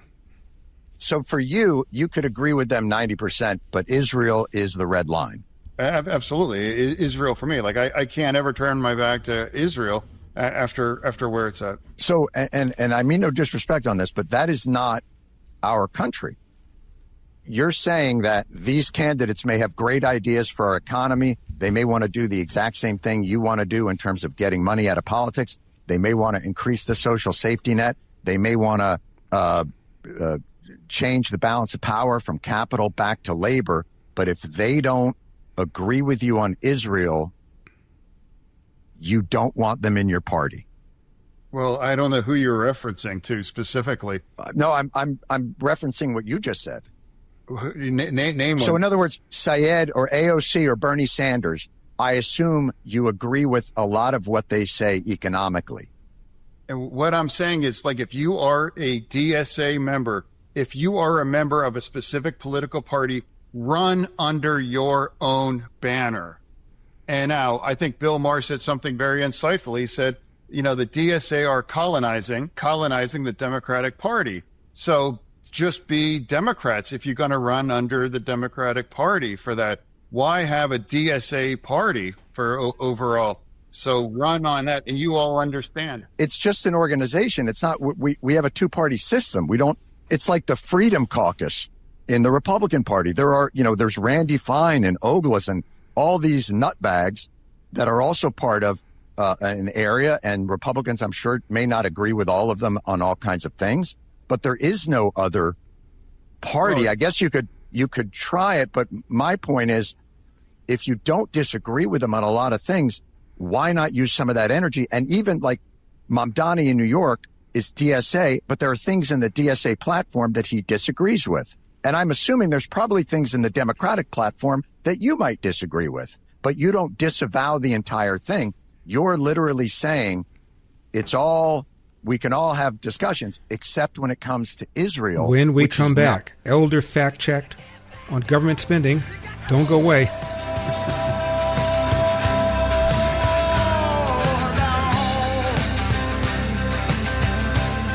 So let's get her teed up! You want to play rock? Say hello to my little friend! What the hell's going on out here? Ooh, that's a bingo. You can't succeed without teeth. 888-971-SAGE, 888-971-7243. I am Larry Elder. We are Salem News Channel. I'm going to replay an interview I had with a couple of fact-checkers who fact-checked me one time and said that I was wrong when in fact I wasn't. And we're also going to talk about the assertion by a former Medicare executive official who says states aren't really ripping off Medicare, health care. There's no Medicaid, Medicare fraud. I don't know what you're talking about. All of this and more. Trump took the media to task for failing to talk about the consequences of socialism. Number 34. I think, sir, that the Republican Party is hitting home the facts that these people literally want to open up the prisons. They want to privatize. They literally want to get rid of private insurance. They want Medicare for all, which means private insurance for none. Are they hammering that home so people get an idea of how radical these agendas are? Well, outside of you and people that happen to be in Fox and a few others, they don't talk about it. Really, they don't. You turn on NBC fake news or ABC, which is the worst of all, or CBS or CNN, any of them. They don't talk about that. They talk about as positive as you can talk, which isn't easy to do. But they don't talk about the consequences, because it's all about the consequences. And a guy like this is just look at his views, and then they change the views for the election. Now they're actually having to go a little bit right, which is very hard for them to do. But it's a very sad thing when you look at it. And as far as the Republicans, look, the Republicans talk about it. It's not put on, but they've got to get tougher. They've got to talk, and they've got to talk about how well we're doing. I watched Laura before, and she was saying this is the most incredible. She's giving the numbers, the financial numbers of the trade numbers that just came out today. Our trade deficit is way down. There's never been anything. It's never gone down in history like it has during this a little bit more than a year. Think of that. And she was going over just point after point. I'm saying, how many people report this? People don't know. Then they saw in the economy, Trump is at 42%. I shouldn't be at 40%. We have the greatest economy maybe in the history of the world for any country. We have $19.2 trillion being invested in the United States. And if I wouldn't have won, you would have had $10 trillion being taken out of the United States, and your welfare would have doubled and tripled, and we would have had a bankrupt. Now, Art Laffer is the inventor of the Laffer curve, which argues that you lower taxes and you end up eventually collecting more revenue. Here's what he said about how the economy is doing. Number 44. Polling shows more voters trust Democrats over Republicans when it comes to the economy. Why do you think that's happening now? Is that $4 gas getting to people? I have no idea. It's probably $4 gas or whatever. But the Republicans have been doing a very good job on the economy, at least at the federal level. And I'm very impressed with what they've done. I mean, giving the personal income tax rate down to 30%, locking that in for permanent, the corporate rate down to 21%, 100% expensing of capital purchases, lowering the death tax. All of those are really wonderful policies that have been put in exclusively by Republicans. I don't think there was one Democratic vote for any of those policies. Anyone who thinks the Democrats are going to run the economy better based upon facts, not words, I think will be sorely mistaken. And this is the chairman of the Economic Council, Kevin Hassett, number 18. There's so many numbers being thrown around, but when you talk to the everyday American, they will tell you that prices at the grocery store are up, mortgage rates are higher, so you have the gas prices at the gas pump. And so, yes, it is true that there is income growth, but then at the same time, Americans out there are saying that they're hurting. Is the White House in touch with what the everyday American is feeling right now? Oh, absolutely. And you know, I think that if you look at the last couple of inflation reports, the thing that we got today that showed the Fed's favorite measure actually went down. It was negative for one of the first times in a long time. The Consumer Price Index had just a massive decline in the latest monthly report. And it wasn't just because of energy. A lot of the policies that we've been pursuing, like Trump RX, is making it so the drug prices are going down. And so we're mindful of the fact that prices went up a lot over the last 4 or 5 years before President Trump came in, and that people still are feeling pain. But on the other hand, real incomes have grown about $3,000 in President Trump's first couple of years. They declined that much over 4 years under President Biden. And so people are seeing their wages go up more than prices, and they're finding, you know, as you looked at that consumption number, that was adjusted for inflation. And so a big, solid consumption quarter like we saw in Q2 is a sign that consumers are optimistic about what's going on average. Now, he was on CNN when he said that, so people that are not watching Fox and Newsmax at least heard that part. And I've not seen anything really on CNN and MSNBC, now called BS Now, which I watch so you don't have to, about Trump accounts. $1,000 when a child is born every year until the child is 18. Put the money in the stock market. Typical return, 7%, maybe more when you reinvest the dividends. At the age of 65, this person is going to have over $1 million. And that does not count the fact that you can put up to $5,000 a year in this Trump account. $5,000 a year if you can do it. And you're talking about millions of dollars when this person is now 65 years old. This is huge. James Carafano from Heritage and I were talking about the fact that Donald Trump secured the borders in 30 days, and we were lied to for 4 years about how secure they were, or that they're as secure as they can be given the absence of comprehensive immigration reform, and that now that they're secured, people on the left have moved on and whined about something else. Here's Trump, number 33. You touched on Iran. They're, you know, it's got to feel like Groundhog Day to you. So, I mean, they're in. They want a deal. The deal's off. I mean, at what point do you say enough? And there's no coming back for Iran. Well, I have plenty of time. You know, people talk about the midterms. For the midterms, they want to see winning. You know, in Venezuela, people were so opposed to what I did in Venezuela. It lasted one day, and now look, we're making hundreds of billions of dollars, and so are they. They're getting, Venezuela's like a different place, but we're taking out hundreds of billions of dollars. They're taking out hundreds of billions of dollars. It's a different place. It's actually become, I mean, they had the tragedy the other day with the problem, as you know, but that was a terrible problem. The earthquake, I guess you'd call it. It was a bad one. But outside of that, I mean, they have a country that is a very happy country again, but we paid for the cost of that war many, many times over. Where have you heard that? But everybody was against it.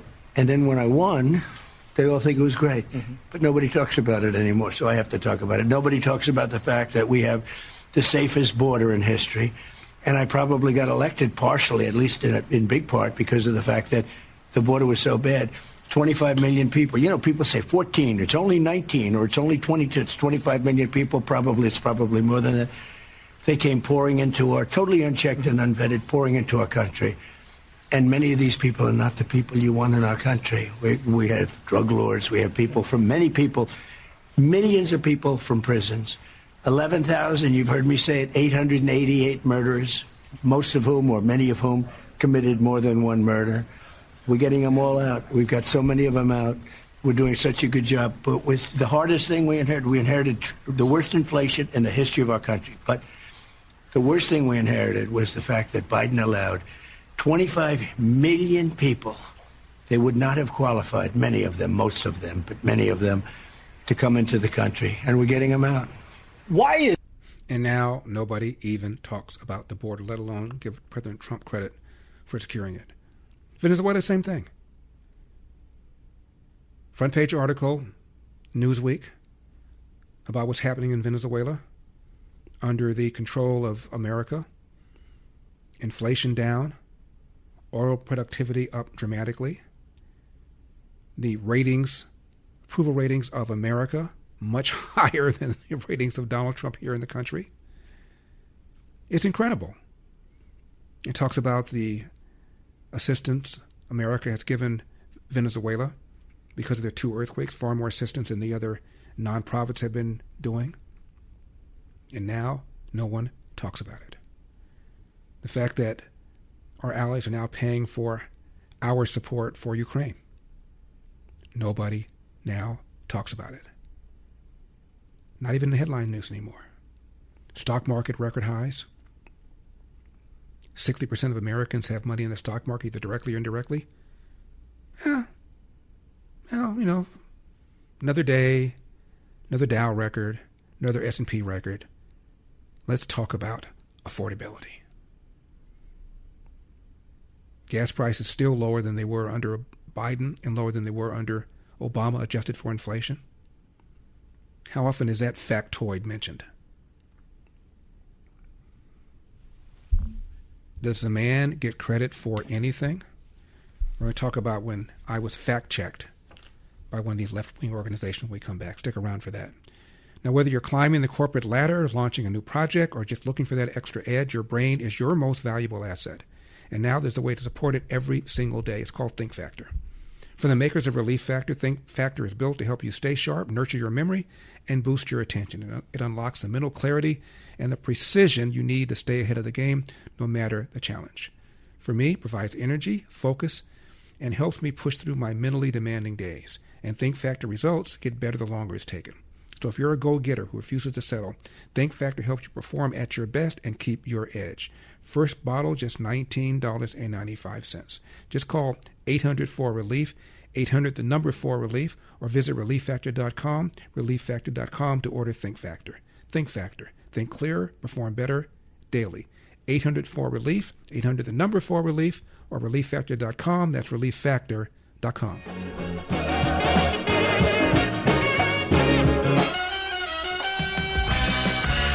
888-971-SAGE, 888-971-7243. I am Larry Elder. We are Salem News Channel. You already know this.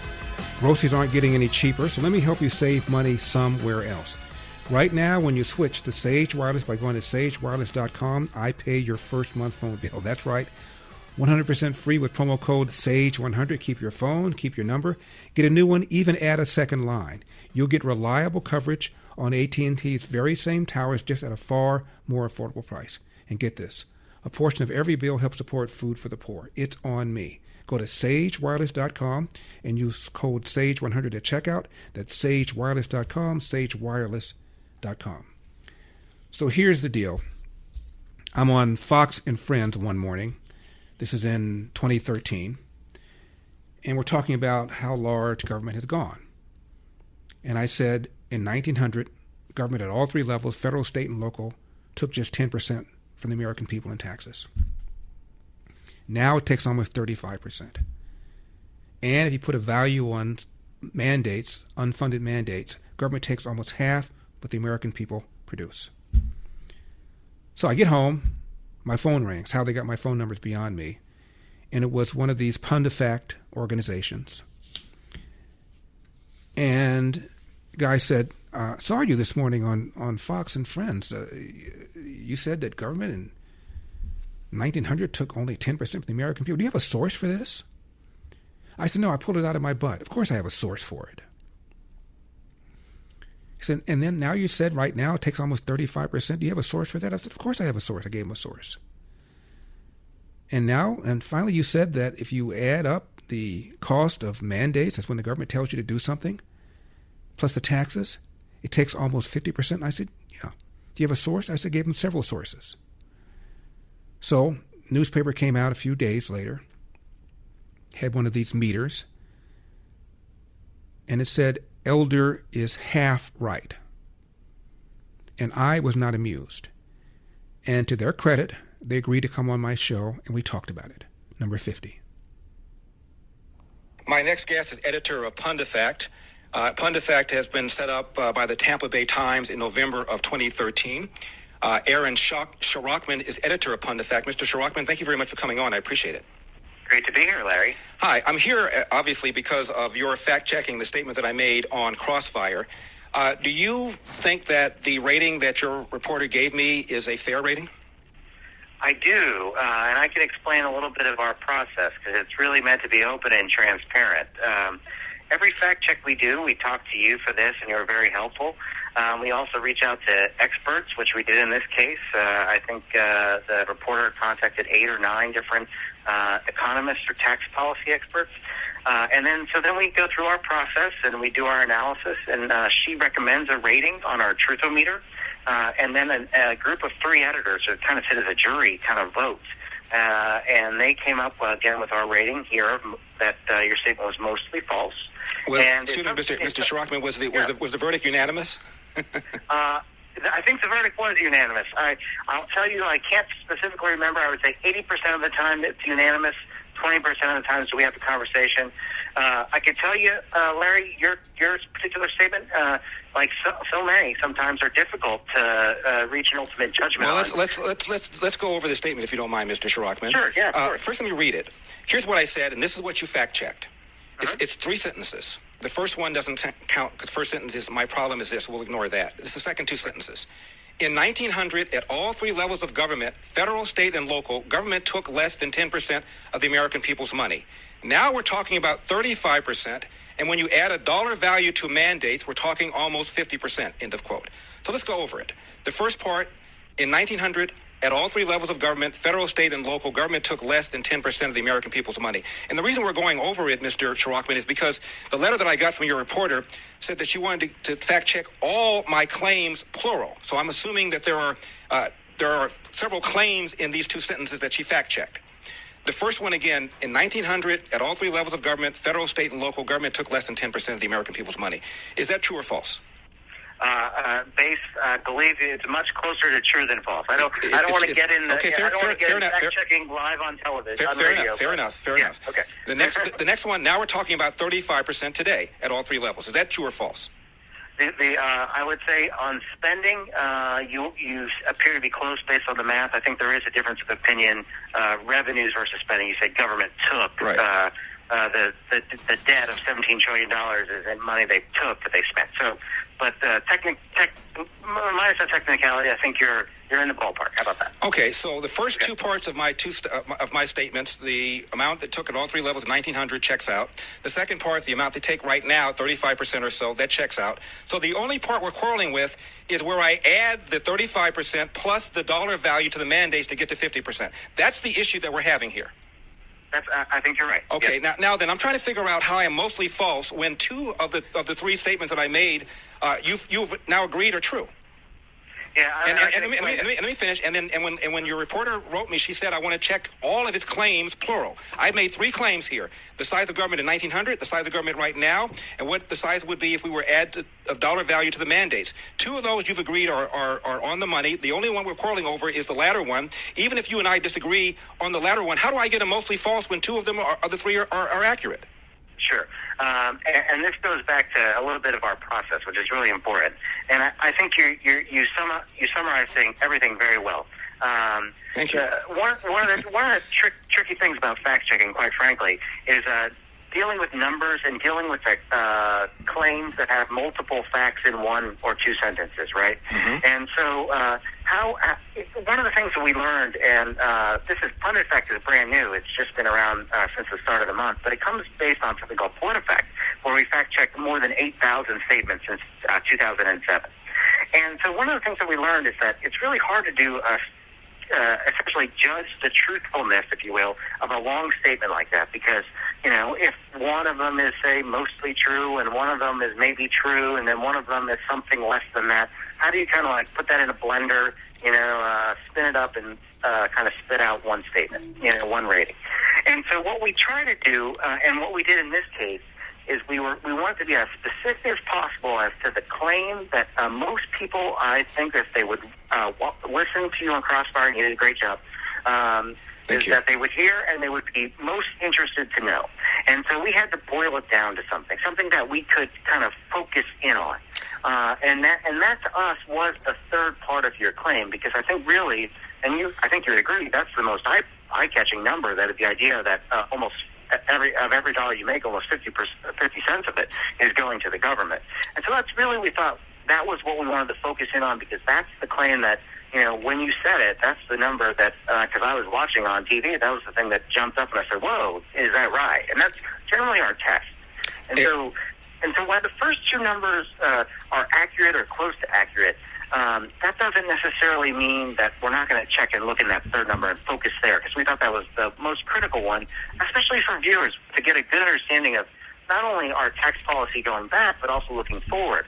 And then lastly, trying to measure the cost of regulations and mandates. When we come back, the rest of it, by the way, they said that I was mostly wrong, not half true, that I was mostly wrong. We continue.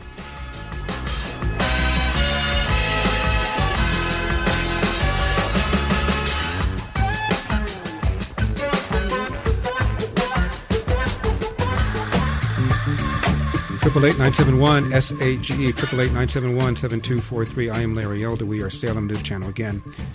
In 2013, I was on Fox and Friends talking about the size of the government, and I said in 1900, government took less than 10% from the American people at all three levels, federal, state, and local. Now it takes about 35%. When you add the cost of mandates, it's almost 50%.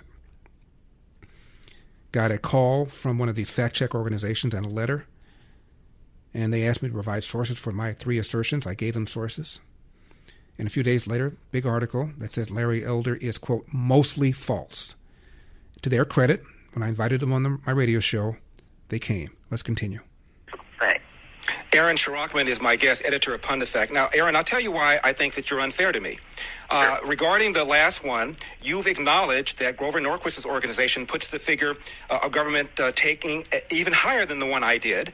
But then you quote other experts to say that, well, nobody really knows. It's hard to put a value on it. It's subjective. Fair enough. But that doesn't make my statement mostly wrong. I think, and may I say one more thing, too, please? Yeah. And the other reason is because of the way you evaluated the statement made by Ed Schultz the day before. Ed Schultz, of course, is left wing. He comes on television. He says that Chris Christie fired 6,000 teachers. It turns out the number we're talking about is 4,500, so he's off by 33%. And Chris Christie didn't fire anybody directly. The people that left were laid off or they retired. And so the statement is really wrong. And instead of saying mostly false or false, you said he was half true. Now, how is that half true and I'm mostly false? I would say this. I would say, Larry, it is. You can look at any of our two statements of the 8,000 that we've checked in the abstract, and you can reach a bad comparison conclusion by looking at them. Let's take another one that we just did this week too. A former advisor to George W. Bush, a guy named Brad Blakeman, said the farm bill, 90% of the farm bill is food stamps. And so what kind of farm bill is a farm bill if 90% of it is for food stamps? Well, the number was 80%. So he was off again, a numbers claim in which he was off. We gave that statement a mostly true. So if you compared, for instance, if you compared that statement to Ed Schultz, you'd say you maybe reach a different conclusion about our point of view. And the reason I say that is it's really important is that we take a lot of care on what we do. And what I like about this conversation, Larry, is really important is that for the most part, I don't think you're quibbling with our reporting. I think you think we set out to do a pretty good job. I think you were unfair. She sends me a letter and she calls my figures, my claims, plural, eye-popping. And if you think eye-popping, plural, that means you're not just talking about the 50%, you're talking about the 10% and the 35% as being eye-popping. I'm willing to submit, Aaron, I could be wrong, I don't know Katie. I'm willing to submit, when she was watching me, she said, really? Government only took 10% in 1900? Really? Government takes 35% now? That's eye-popping. And now that you found out that I was accurate, you've ignored it.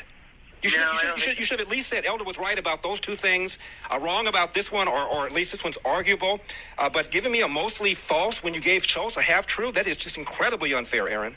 I think, and this is going to be a difference of opinion. I don't like the idea that what PunditFact is trying to do is describe whether or not you're telling the truth, right?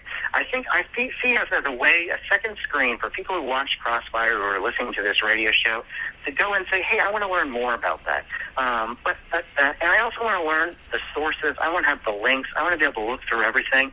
And I also want to go through the lens of a fact checker, someone who's coming through this with only one special interest, and that's to getting the facts straight. And I can tell you, and we can disagree on specific rulings. And trust me, we hear it from folks on the right and on the left a lot. we do our best to try to approximate where on the truthometer a claim falls. And we're not perfect, but we think that ultimately people should be held accountable to their words. And so in this case, we're having a difference of opinion about that 50% of people's money is spent on taken essentially for either taxes or mandates and regulations. We're going to take a quick hard break and then we'll talk in just a second, okay? Aaron Schrockman is my guest, editor of PunditFact, Talk Radio 790 KBC. Aaron Schrockman is editor of PunditFact, and he graciously agreed to come on the show to talk about their fact-checking of a statement that I made on Crossfire. Aaron, again, thank you very much for sticking through the break. Real quickly, do you believe that there is a left-wing media bias? I don't. I do think...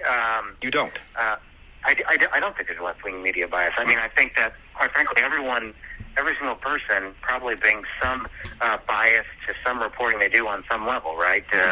You know, I grew up in Pennsylvania, and I'm a Phillies fan. I don't think I'd want me writing about the Phillies. Aaron, you think most reporters are nonpartisan, or they lack a affection for either party? I think most of the reporters that I work with at the Tampa Bay Times and PolitiFact, I think absolutely. I do. Fair enough. Does not believe that there is a media bias. More on this in just a few minutes. Now, you know, life moves fast, and staying sharp, focused, and clear-headed isn't always easy. That's why the very same company that brings you Relief Factor has developed something brand new. Think Factor. Think Factor is made to help you think clear and perform better daily. It's a powerful blend of nutrients that unlock mental clarity and precision, nurture your memory, and boost your attention. With Think Factor, brain power and performance finally meet for lasting daily results. So supercharge your memory and your mental sharpness. Your brain is, of course, your most valuable asset, powering your creativity, your focus, and your daily performance. If you're feeling mentally foggy or not recalling things as quickly as you used to, Think Factor could be just what you need to reclaim your cognitive edge. I take it every single morning. Helps me with focus. And Think Factor results get better the longer it's taken. So if you ever thought, I wish I felt more clear, more focused, and more in control of my day, now you can. 800-4-RELIEF, 800-4-RELIEF, or visit ReliefFactor.com. That's ReliefFactor.com.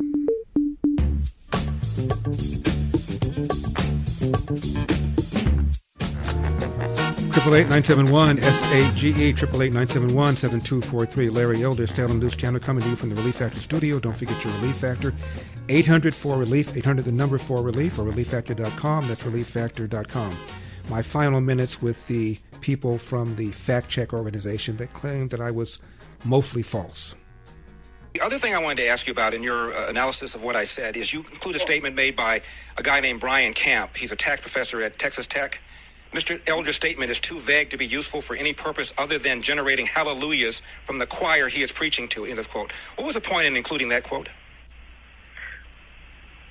Well, I think it seems unnecessary and just a hit on me for no reason. Am I wrong? Oh, I mean, I think you're entitled to your opinion. I think what Katie and the reporter were trying to do there is add in another voice from another expert who studies this stuff for a living, and I think he's suggesting that he's suggesting in a colorful way that it's a very difficult number to reach when it comes to trying to put a percentage on the cost of mandates and regulations, net cost of mandates and regulations on the American people. Mm-hmm. What do you think the cost is? I have no idea. To be honest, do you think it's important to know, or important to find out, or get some sort of ballpark? I'm asking. Oh, I think it would certainly be very useful, and I think how far off do you think I am?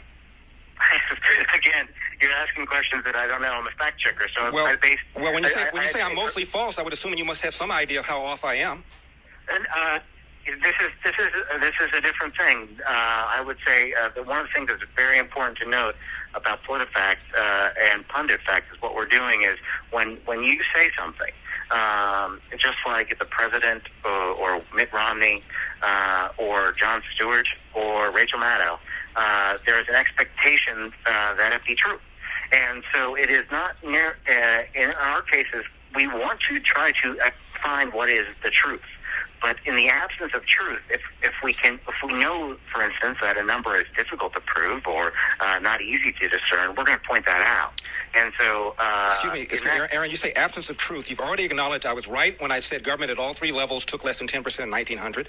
I'm right that at all three levels it takes 35%. The only quarrel is how much value to put on the cost of mandates, and you've agreed that there is a cost. We just don't know quite what the cost is. But how I'm getting mostly false when you agree that there's a value to it blows my mind. It really does. Well, I'm not necessarily agreeing that there's. I'm agreeing that there's a gross cost to mandate and regulations. I'm not agreeing that there's a net cost, simply because I'm not a researcher. I haven't studied this. Secondly, even the economists that you quote say that there's a cost. Correct.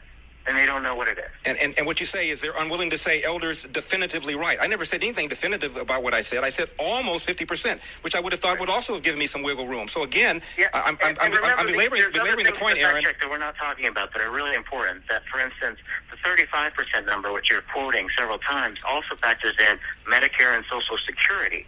Those are benefits to quite frankly, all Americans. And so to say that number is, while accurate, you're also forgetting that a lot of that money will eventually, some of that money, because I don't know how much, will return to Americans. And so really there are other things that in your statement that Aaron, you guys said I was accurate. You said I was accurate. But I also said it's a more complicated picture. I'm saying you said they take, but they also give, right? The cost of mandates and regulations. Okay, so are we talking about things like building the highway system? Well, there's certainly a benefit to the highway system as well.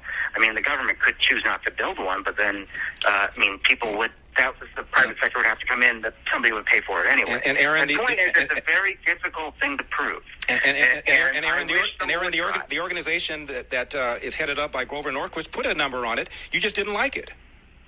Well, yes, because in fact it's a gross number. That number, I think, it did not try to factor in any of the benefits, any of the essentially the benefits that the American people get for sending their dollars to Washington or, in my case, Tallahassee. All right. Bottom line, Aaron Schrockman, I think you were soft on Ed Schultz, hard on me. I think you were unfair, and I think there's a bias. Well, I would say this. To me, anything other than a true rating is we're saying there's something more about the statement that needs to be kind of considered. And to me, a half true isn't a good reading. It's better than mostly wrong, mostly false, which is what you gave me. Well, and I think the big and I am respectfully requesting that you revisit this and put out a new statement and change it. Yeah, I'm respectfully requesting that. I understand. I think there's with your specific statements, again, I don't want to get into comparison because I can find other items that, would make, I don't even know what they would say because any two items in isolation, you can make any conclusion you want to reach. I would say this. For me, again, two major issues. One was the 50% number, or almost 15% almost number. 50%. Mm-hmm. Yes, very difficult number to figure out. We couldn't find anyone who agreed with the Americans for Tax Reform number or your number and can come up with a number. So that's number one. The second thing, which is also really important that we didn't get to really talk about, again, is you said the government takes almost 50% of your money, Americans' money. Mm-hmm. That is not accurate because you are equating the money that we send to Washington or Tallahassee with the money that the government spends. We're only looking at spending. So you're including $17 trillion in debt that they never took out of my paycheck or your paycheck. Aaron, the bottom line is reasonable people can disagree, but my figure was not outlandish. It does not warrant a mostly false rating, in my opinion. But Aaron, I got to run. Thank you for coming on. I appreciate it. And again, I'm respectfully requesting that you revisit this and do another analysis. Okay, Larry. Thank you for your time. Got it. Well, that was entertaining. Angel Reese is a WNBA star. She said this about her role as a role model, number 45. What were some of the dolls you played with when you were little? Honestly, I didn't have a lot of dolls because I didn't have dolls that really looked like me much. And that's why I kind of really wanted to make sure this was super intentional because now that they have a doll that looks like you and nails and hair, but also you can be a killer on the court as well. So that was something that was important for me when getting the doll. So now she has a doll and she wants to be intentional because she says when she was growing up she didn't have a black doll. She was born in 2002. 1968, Mattel introduced Christy, the first black doll in the Barbie family. Now, Christy was just a friend rather than Barbie herself, but in 1980, Mattel released the first doll officially named Black Barbie. The doll was designed by a black designer named Kitty Black Perkins, who became Mattel's first black fashion designer. 1980s, Mattel steadily expanded the range of black Barbies with different skin tones, different facial appearances, facial features, hairstyles, careers, body types, and fashions. Just saying. Now, when it comes to supplements, two things matter most: that it works and that you can trust it. Rather than just tell you about Relief Factor, we let our customers do it. We hear from people every single day whose lives have changed. We'd like you to hear a few of their stories. Joni shared that before Relief Factor, her husband couldn't open his hands in the morning and had to give up playing guitar. Now he wakes up with flexibility and is back to playing music. They are both recommending Relief Factor to friends as a way to enjoy the things they love again. I take it every single morning for my back issues. Now, they make it easy to find out if you'll be the next person telling us Relief Factor helps you enjoy what you love. 3 weeks, just $17.76. Just go to ReliefFactor.com, ReliefFactor.com, or call 800-4-RELIEF. That's 800-4-RELIEF. We'll connect you with our friendly local team, and they will do everything they can to help. ReliefFactor.com, ReliefFactor.com, 800-4-RELIEF, 800-4-RELIEF.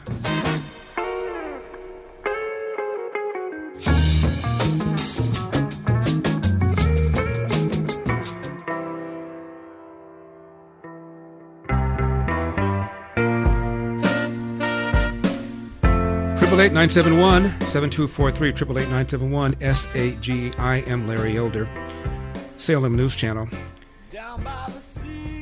Senator John Kennedy tried to get a handle around how much fraud is costing the American taxpayer. Number 29.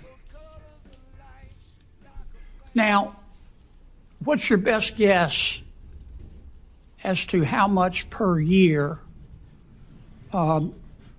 this cheating costs the federal taxpayer? We released the report on this yesterday, Senator, and estimated that it's $33 billion. It was $33 billion in 2024. Okay. And that's $33 billion that is taken away from the people who really need Medicaid. Is that right? Yes. Okay. Has anybody gone to jail for doing this? Not to my knowledge. Don't you think we ought to start putting people in jail for cheating? I think that it's financial fraud against the federal government, yes. And this deputy administrator over these programs gave a major update on the fraud crackdown in California, number 28. I want to build on that with an update on one of the areas where we've made the most progress, hospice. Since President Trump took office, 1,076 hospices have been removed from the Medicare program in California alone. This represents a 47% reduction in the number of California hospices compared to the peak during the Biden administration. To put that in context, Los Angeles County alone had more than 1,850 hospices. So these are hospices that are no longer under review. They're not on a watch list. They are gone, thrown out of the program entirely, unable to bill Medicare, unable to touch another taxpayer dollar, unable to take advantage of another vulnerable beneficiary. This former Medicaid official, however, says states are not cheating. Senator Kennedy, not amused. Number 40. Sir, I'm sorry. Don't you think we ought to put people in jail for cheating? Senator, I do not believe states are cheating. You don't believe that? I do not believe that. Right. If they were cheating, what planet did you just parachute in from? Sir? Sir, you don't I've worked on this program for a long time. But I'm going to be sure it's I not understand. perfect, You don't believe states do not You don't cheat. believe states are cheating. I do not believe states are Do cheating. you believe in the tooth fairy? Sir? Do you believe in the Easter Bunny? Do you believe that Jimmy Hoffa died of natural causes? You're not answering. I do not believe states are cheating in their administration of the Medicaid.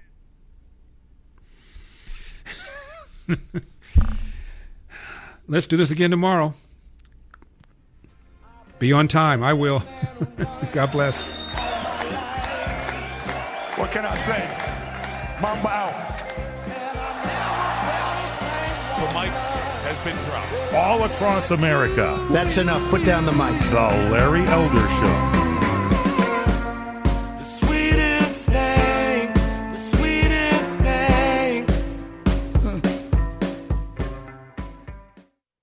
Life can be messy, but you don't have to figure it out alone. Hey, it's the Luskos. Join pastors and best-selling authors Levi and Jenny Lusko on Hey, It's the Luskos for honest conversations about faith, marriage, family, grief, ministry, and all the unexpected moments in between. You'll laugh, you'll be encouraged, and you'll be reminded that God is faithful through every season. It will always come back to Jesus in the end. That's right. Tune in to Hey, It's the Luskos with Levi and Jenny Lusko. Available now wherever you get your podcasts.